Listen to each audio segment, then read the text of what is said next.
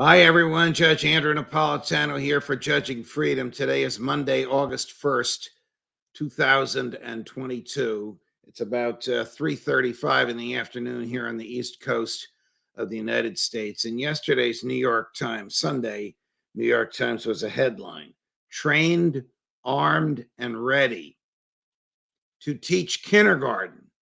It was a long and fascinating story about teachers in Ohio who are authorized and encouraged to carry handguns, but of course they must be trained so they know how to do it. You won't see any school shootings in Ohio because teachers and staff are permitted to carry so long as they have 24 hours of training. My own experience is that 24 hours of training is not enough.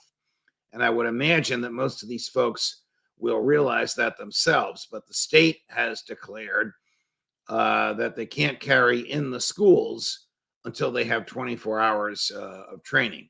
Ohio is a right to carry state. Theoretically, after the Supreme Court, its opinion of late June, every state is a right to carry state, though some states like New York are still attempting to resist that.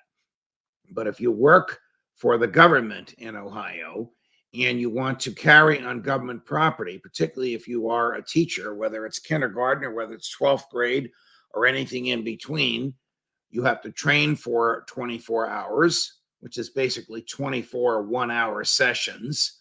And then you have to qualify. You have to pass a test. They should do this. This will stop the killing. It's awful that kindergartners or any government school students will see their teachers carrying weapons. Now, maybe the weapons won't be open, maybe it'll be concealed carry, but this is far, far better than what we went through in Uvalde. Now, Uvalde's the extreme case. The police were there, but they didn't do anything.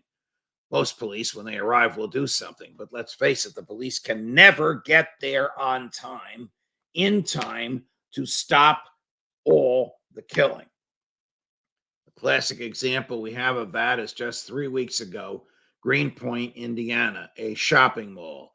A crazy person with a high-powered weapon began to killed one person, killed a second person, killed a third person. The fourth person killed was him because a 22-year-old bystander exercising his right to carry, which the state of Indiana, where this shopping mall was located and where this incident occurred. The state of Indiana, even before the Supreme Court opinion written by Justice Thomas, did not interfere with the right to carry.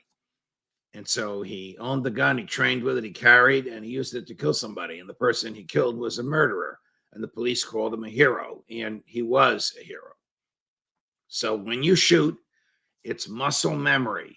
Your brain's going to tell your fingers what to do, but your muscles have to go automatically sometimes before you can even think. And muscle memory is a perishable skill. The great human being that has taught and continues to teach me how to use weapons says that over and over and over again. Muscle memory, muscle memory, muscle memory. It's a perishable skill. It's a perishable skill. It's a perishable skill. That means once you train for 24 hours, you're a teacher in Ohio. Once you qualify, you've passed a test, a shooting test. You still must continue to train. You never stop training. One of the reasons that police, at least in New York, every once in a while accidentally kill or injure another member of the police department, it's because they haven't qualified in 2 years. They carry the gun, but they haven't had it in their hands in 2 years. The police should qualify every 3 months. In New York, it's every 2 years. In New Jersey, it's every year. It's different in every state. I don't know how often these teachers in Ohio will have to qualify, but I do know they can't carry the gun until after the 24 hours of training and the initial passing of the test, otherwise known as qualifying. So that's where we are in the summer of 2022. Kindergarten teachers carrying weapons. What does that say about our society? Well, it says that in Ohio, your natural right to defend yourself will not be interfered with by the government the way it is in other places, including Texas, of all places, where it is unlawful for teachers to carry a gun in a government school unless the people that run the government school, generally the Board of Education, has asked for an exemption from that law. In Texas, where there are 1,000 school districts, 137 asked for the exemption. All of them got it. Guess how many killings there were in those districts? An easy number to remember: none. Judge Napolitano for Judging Freedom.